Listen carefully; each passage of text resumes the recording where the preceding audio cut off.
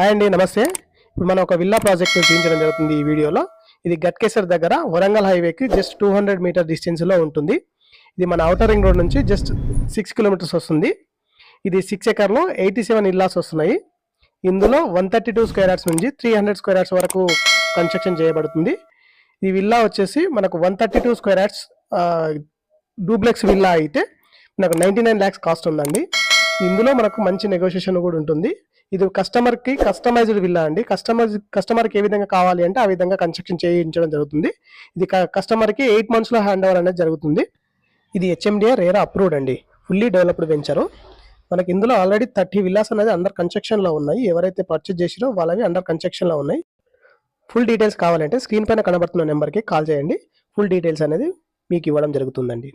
Thank you.